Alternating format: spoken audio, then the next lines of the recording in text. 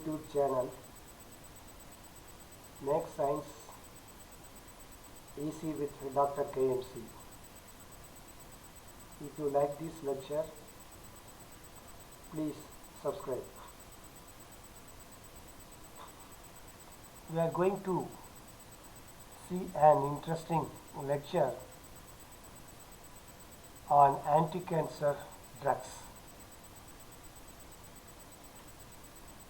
Cancer occurs after normal cells have been transformed into neoplastic cells through alteration of their genetic material and abnormal expression of the certain genes. So this is called physiologically called as a cancer. So the neoplastic cells usually exhibit the chromosomal abnormalities and the loss of their differentiated properties in due course. So these changes lead to uncontrolled cell division, and many result in the invasion of previously unaffected organs, a process called metastasis. So the cancer is how the normal cells have been transformed into neoplastic cells. So that is the real cause we term as the cancer. So what is the current status of the cancer? In other ways we call as a disease malignant. The malignant disease accounts for a high proportion of deaths in the industrialized countries. So that means a part of the developed countries. The treatment of the anti-cancer drug is to give palliation, then induce remission, and if possible cure. And what are the advances in the treatments? So we started since from 1955 this cancer disease we call as has been happening in the humankind, and what are the treatment options of the cancer. So first in early before 1955 the cancer cells of the human body was cut and thrown out through the surgery. Then late after 1955 and 1965, with the help of the radiotherapy, we cured. It is another the type of the treatment. And after 1965, we started another treatment methodology called chemotherapy. Chemically, how it can be treated. And very recently now, with the advancement of the science in oncology or in the cancer biology, immunotherapy and gene therapy is in practice. See, the treatment of the patient with a cancer may aim to what? As I mentioned, the three. One, give palliation. That means, for example, a prompt relief of the unpleasant symptoms such as superior vena cava obstruction from the mediastinal tumor. And number two is the induced remission, is so that all the macroscopic and microscopic features of the cancer disappear through disease is known to persist or is known to persist. Then third is the treatment called the cure, for which all the cells of the clone affected by the growth must be destroyed. So these are the only the treatment in terms of a patient with the cancer. So here, what are the cancer, the chemotherapy? I think we can start at the disease name. You could see that in the left all the disease the name of the cancer affected patients, and what is the 5 years of the survival rate. So I think you could see that the survival rate, no, it differs from the cancer to cancer. For example, the least is the breast cancer. The survival rate is 0 to 15%. The breast cancer 10 to 12%. The adult acute, the leukemia, 10 to 12%. And then childhood acute leukemia 20 to 60%. And then adult acute lymphoplastic leukemia 20 to 60%. And then childhood acute lymphoplastic leukemia 50 to 80%. And then Hodgkin lymphoma in between 40 and 80%. So these are the survival of the rate with reference to the cancer therapy is concerned. And then the cancer chemotherapy, again, come to the next of the various diseases. For example, the small cell lung cancer. We have the 5 years limited survival rate is 10 to 12%. And then if it is extensive stage of the growth, it may be 0 to 5%. And then non-Hodgkin lymphoma 40 to 65%, ovarian cancer 40 to 60%, and then for the children solid tumor of various types 60 to 90%, and then trophoblastoma the epithelia is 80 to 90%, and then seminoma of testes 60 to 90%, and then embryonic carcinoma of testes 60 to 80%. So these are all the combination. For example, the Hodgkin lymphoma, and then again the lymphoma of this the astrocarcinoma, and then epithelioma, all the combination of with the other therapeutics. So these are the cancers with having the survival rate of 5 years they have calculated. So it varies from the percentage to percentage, and then against with the types of cancers. So what are the various types of anti-cancer drugs currently? The classification of the anti-cancer drugs according to the chemical structure and resource of the drug, number one, either it may be a synthetic or the phyto drug.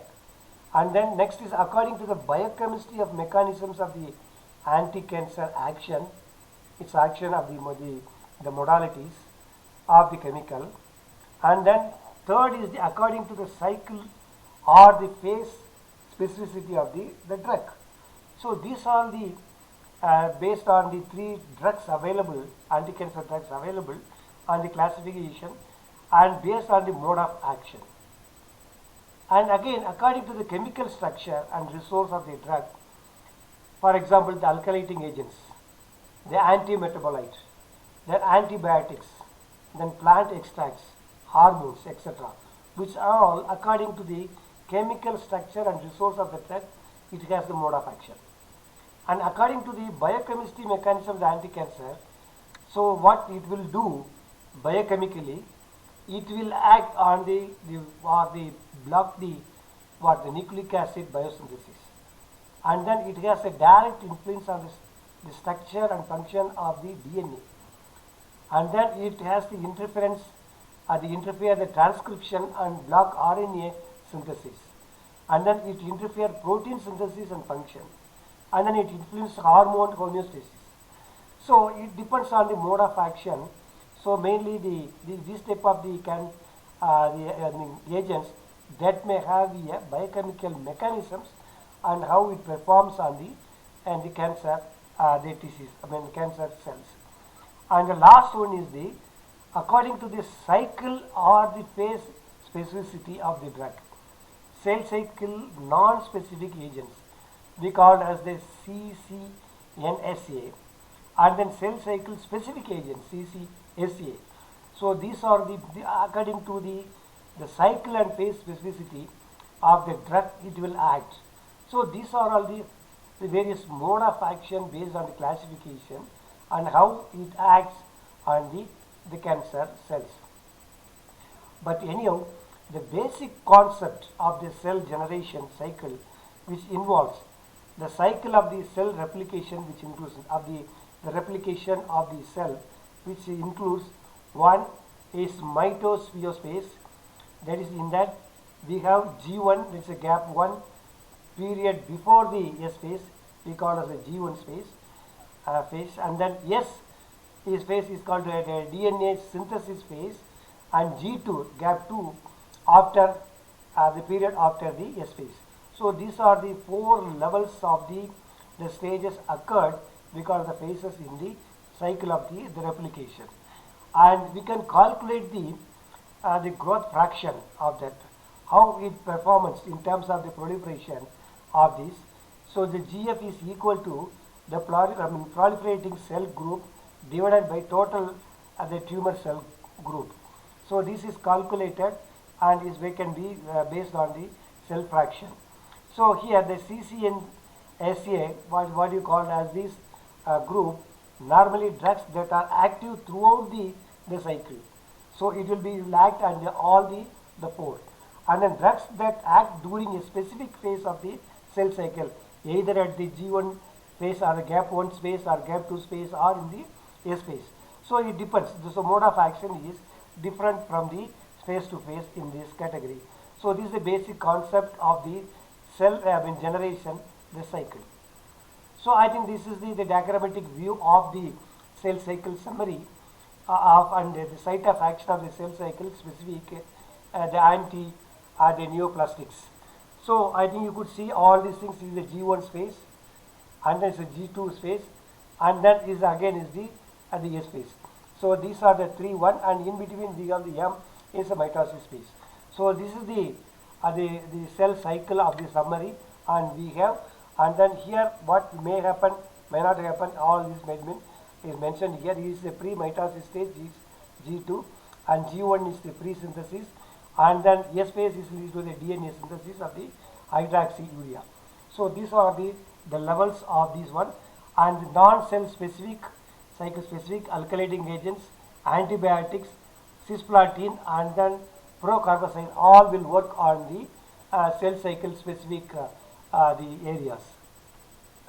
So as I mentioned earlier, the cell cycle specific agents and cell cycle non-specific agents, as I mentioned here, number 1 the CCNSA, mainly alkylating agents, then platinum compounds and antibiotics. So that will work on the growth of the arrest of the cancer there. So this belongs to the drugs that are actively throughout the cell cycle, it will work. And then number 2, the CCSA, that also comes under the drugs that are active during only at a specific phase of the cycle. As I mentioned earlier, it may be either the S phase specific drug, so and then the M phase specific drug, and then G2 phase specific drug. So these are the chemicals, for example, the vinca alkaloids from the Vinca rosea plant. So it will act only at the M phase specific drug. So I think the Taxol. So it's a taxines, taxons that can be when extracted from a Taxol, a tree, and again it will work on the M phase specific drug. So these are the specificity of the various cell cycle non-specific, cell cycle specific agents worked on the mode of action with reference to the various cancer growth. So what is the mechanism of the anti-cancer drug? So as I mentioned earlier, it may first, it will block the nucleic acid, both DNA, RNA biosynthesis at biosynthesis stage itself, so it will work. And then second is they directly destroy the DNA and inhibit DNA reproduction. That is another one. So thereby it controls the growth. And then third is the interfere in transcription and block RNA synthesis. Instead of the earlier one, the DNA and RNA together, here it will interfere only the blocking of the RNA synthesis alone through the transcription. And fourth one is the interfere protein synthesis and function. So and then fifth is the hormone, the homeostasis. So the mode of action of the anti-cancer drugs are in diversity, in the diverse way. And so what is happening here, in the blocking of the nucleic acid, both DNA and RNA biosynthesis. So here the anti-metabolites, I think variety of the compounds are here. These are considered to be the anti-metabolites: folic acid, pyrimidine, purine, and then ribonucleoside, diphosphate reductase antagonist. So these are some of the anti-metabolites. So that has a specific action over the growth of the cancer. So in the first one, it will inhibit the dihydrofolate reductase, which is related to the phase. And then next one, it will inhibit the thymidylate synthetase. And then also it will inhibit the DNA polymerase. And third one, the purine antagonist, it may interconvention of the purine nucleoside. So it will inhibit. And then ribonucleoside diphosphate the reductase, which will have the antagonist to the hydroxyurea.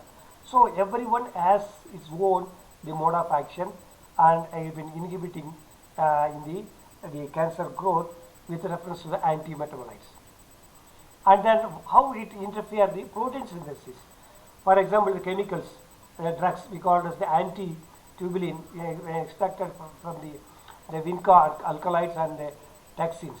So, and then next one is the interfere the function of the ribosome itself, and then it will influence on the amino acid supply, L-asparagine, and then asparaginase, and then interfere the transcription and block RNA synthesis. What it will do is bind with the DNA to block RNA production. So it will all, when altogether, these type of drugs have a major role in the protein synthesis itself. And then the other mode of action is to influence the structure and function of the DNA. There are some alkylating agents. So these alkylating agents has direct influence on the modifying the structure or alter the structure and function of the DNA. And then platinum groups, which include the cisplatin and cisplatinum, and then antibiotic, bleomycin, and then the mitocin, and then also the other is called the topoisomerase inhibitor.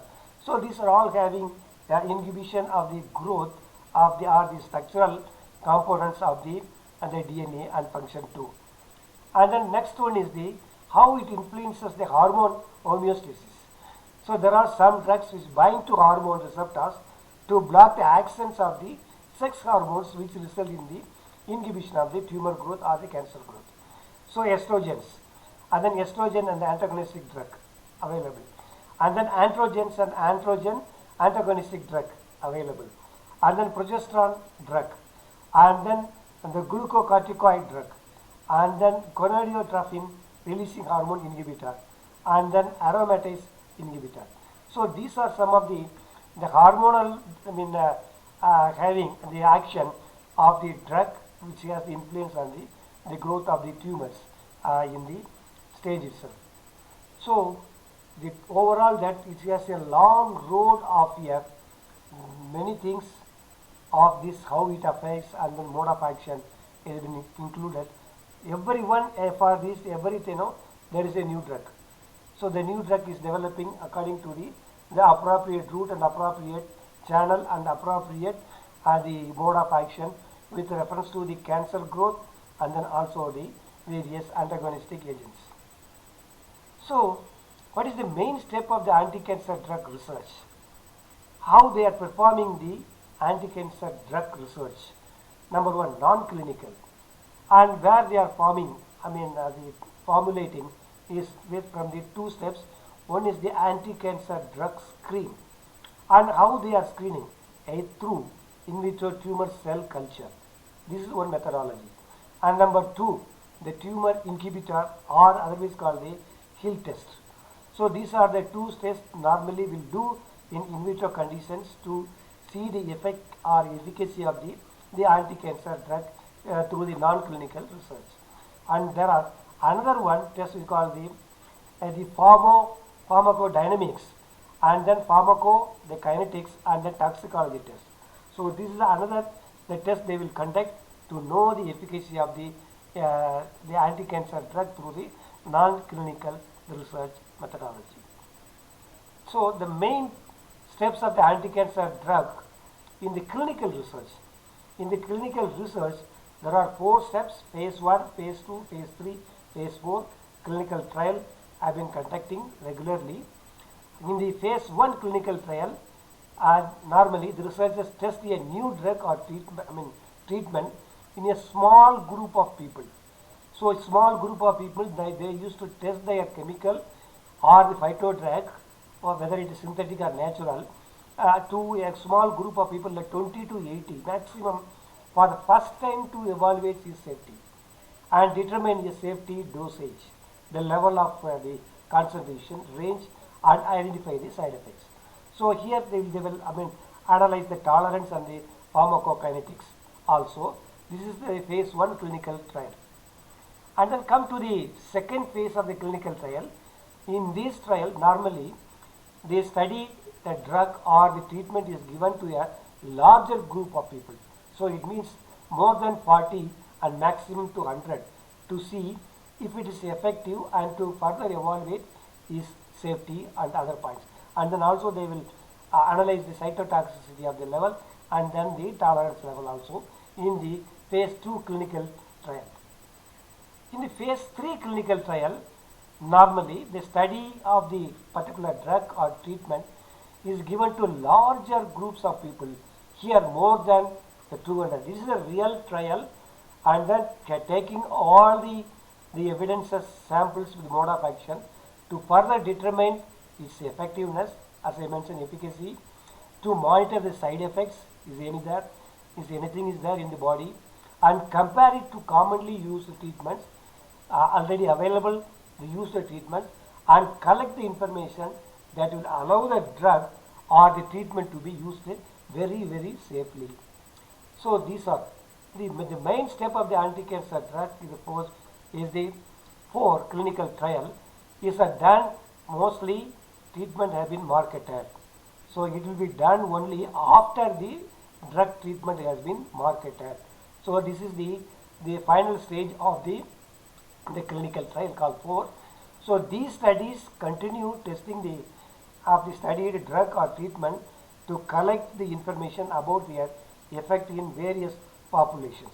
First they will get a maximum population and then various populations, and any side effects associated with the long-term use they will collect in the phase 4 clinical trial. So all these things are, I think, for releasing or the discovery of the chemical or phyto drugs in the form of either synthetic or the phyto drug or the natural one. They are used to undergo the 4 steps very seriously. So then only they will release the drug to the market or to the public. So what are the various anti-cancer drugs available in classification? Number 1, alkylating agents, and then alkaloids, then antimetabolites, hormones, antibiotics, and others, which includes cisplatin, carboplatin, and loboplatin. So these are the common available anti-cancer drugs in terms of the classification. Now we will see one by one. What is alkylating agents? So it is one of the frightening developments of World War I was the introduction of the chemical warfare. So these compounds were known as the nitrogen mustard gases, and they used. So these nitrogen mustard gas were observed to inhibit the cell growth, especially the bone marrow, and later, shortly after the war, these compounds were investigated and shown to inhibit the growth of the cancer cells. So this is one we call as the alkylating agents with the nitrogen mustards. And then another one, the alkylating agents, is what is the mode of action, the mechanism of action. See, nitrogen mustards inhibit what? Cell reproduction by binding irreversibly with the nucleic acids. So I think it's now very clear that it has the direct influence on the nucleic acids. So it changes irreversibly. So this specific type of the chemical bonding involved is alkylation. So the process began this because it's an alkylating agent. Normally the chemical reaction began is alkylation. So after alkylation, the DNA is unable to replicate. So that is the real one and interesting, and therefore can no longer synthesize proteins and other essential cell metabolites, and naturally the cell reproduction is inhibited and the cell eventually dies from the inability to maintain the metabolic functions. So naturally the cancer the growth will not occur in this because of these alkylating agents they use and with the help of the nitrogen methods. And then what are the various the alkylating agents? There are so many: cyclophosphamide and then chloromethane and then chloromofusil and then sarcolysine, and then we have the nitrous resources, and then a lot of compounds are available including the busulfan. So these are some of the compounds which commercially available as a source of the alkylating agents. Then resistance of the alkylating agents. So here the resistance to the alkylating agents has several causes. So what? Number one, the membrane transport may be decreased. The drug may be bound by the glutathione and via the enzyme, the transferase, and then metallothioneins in the cytoplasm and inactivated. So what finally no, this drug may be metabolized to inactive species. But what we have this adverse effects. So if we use this one, no, sometimes we have the limiting adverse effect of using these alkylating agents. The nausea and vomiting is the common for these, especially of the use of these chemicals.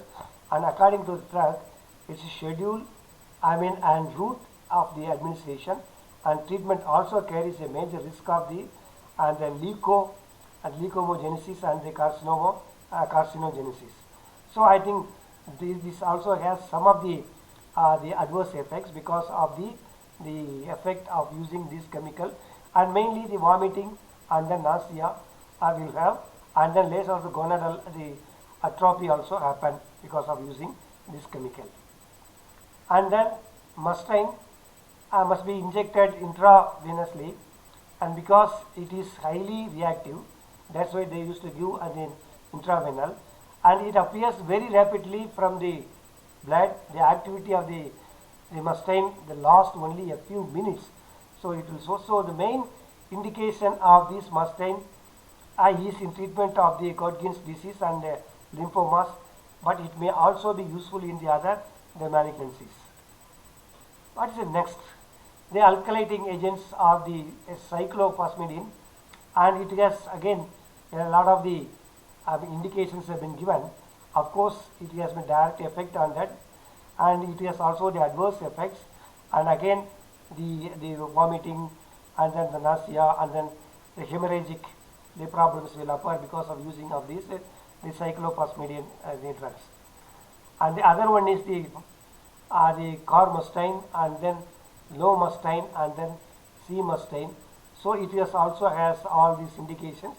Sometimes it may also the effect of that.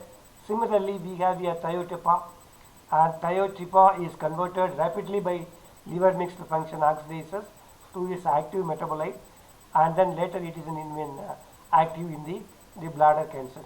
So I think this another one is the melphalan is used for the breast cancer and the ovarian cancer, and then the busulfan is used for the leukemia disease, and then it has also some of the adverse effects. So and then come to the antimetabolites, the major group. So antimetabolites are the main one which has the S phase specific drugs that are structural analogs of the essential metabolites, and that interfere with the DNA synthesis. And I think this is a drug limiting the toxicity of all drugs in this class.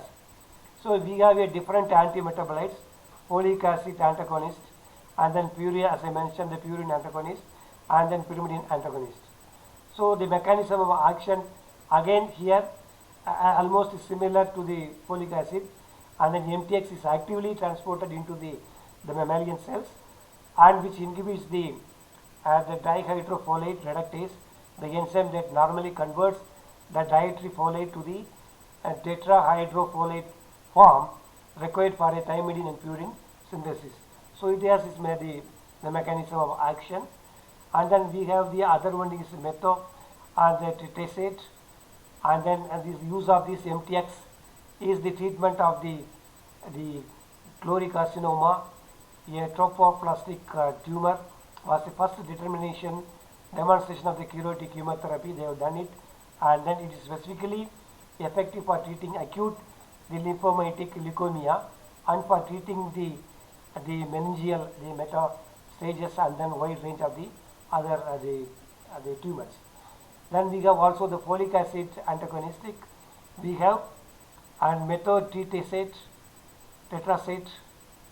We have, and then also we have the purine antagonist. So I think it has a variety of the action, mode of action, but this one is the mercapurine. I think the mechanism of action are still under uncertain how it reacts, all those things. So it has a variety of the in mode of action. Of course, it has the adverse effects also by using this in long term. And then we have the another one, the pyrimidine antagonist of fluorouracil. And then fluorouracil, how it indicates what are the impacts, the side effects. And then another pyrimidine antagonistics. So next is the antibiotics, another major compound. So here the classification of the biotics we use is the adriamycin, and then the mitomycin, and then fluomycin, then actinomycin.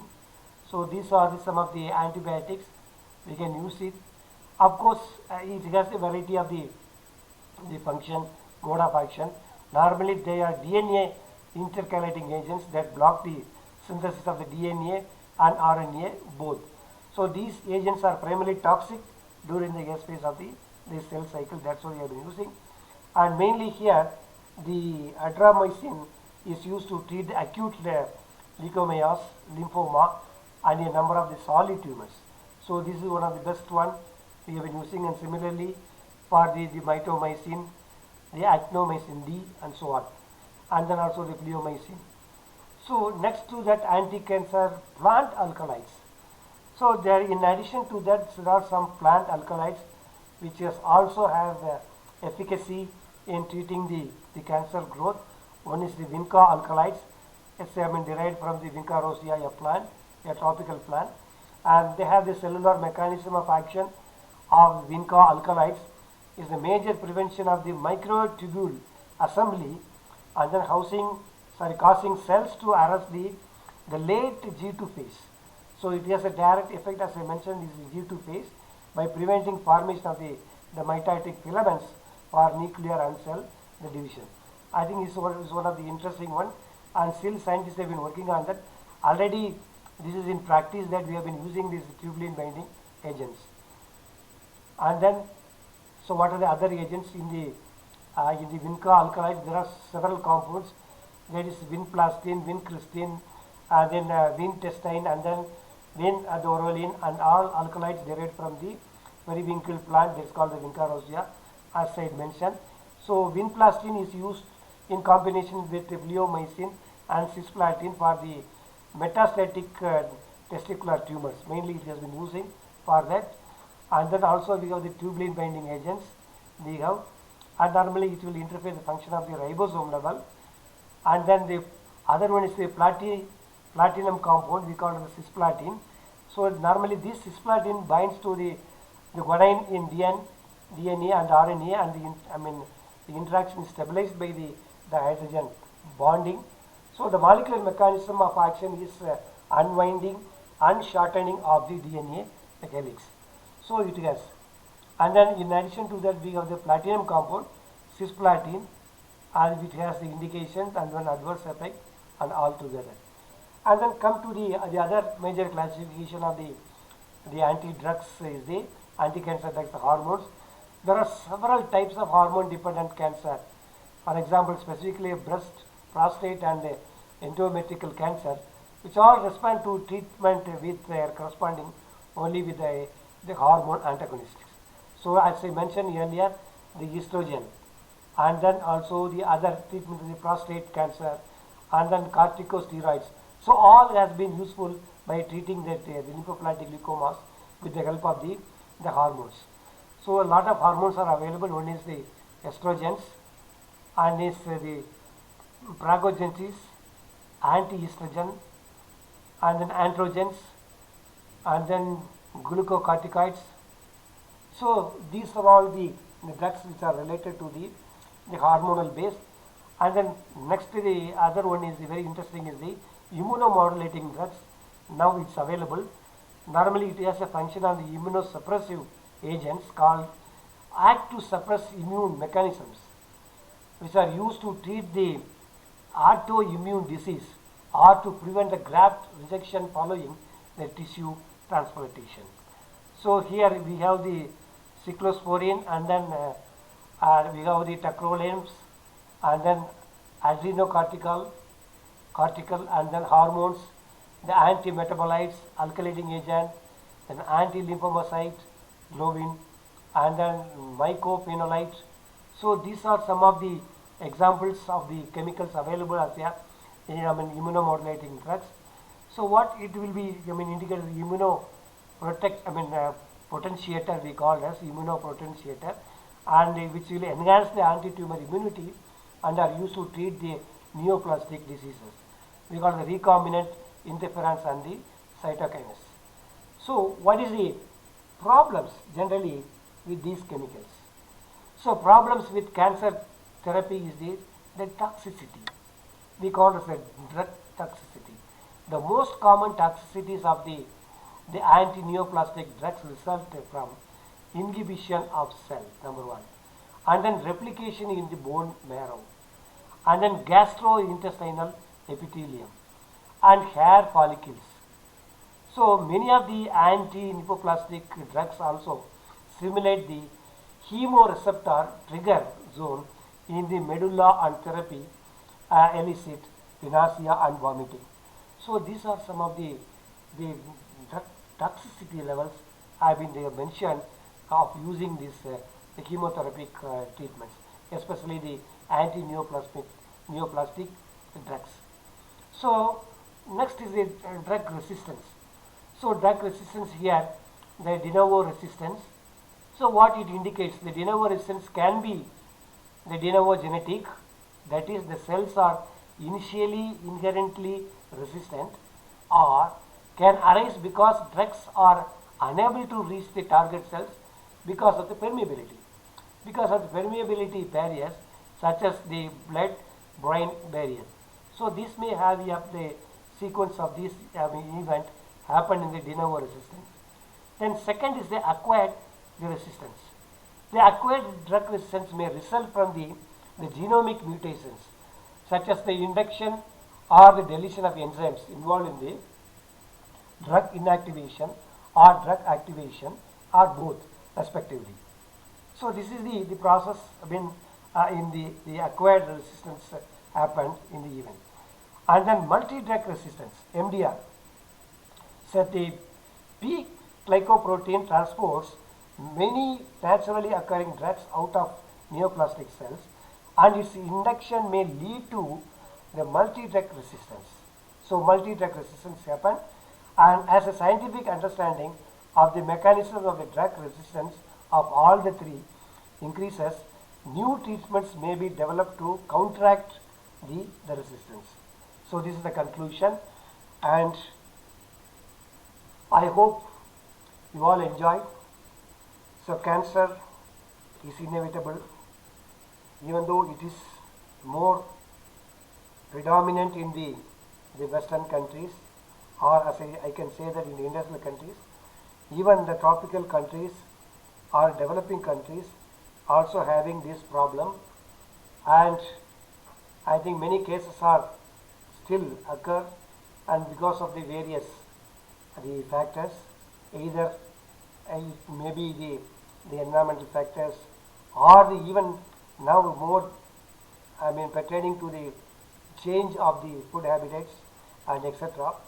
So any single cell alters in later stage because of the interference to the growth, it may proliferate and then it become the malignant, and these malignant cells have a series of problems, and still the scientists are working on the cancer, and what best we can do through the various the anti-cancer drugs, and also with the help of the immune and now lot of the gene manipulated and the research are going on how to manipulate the genes and with responsible or the causative for the further growth of the cancer in the human body, and they have been working on that.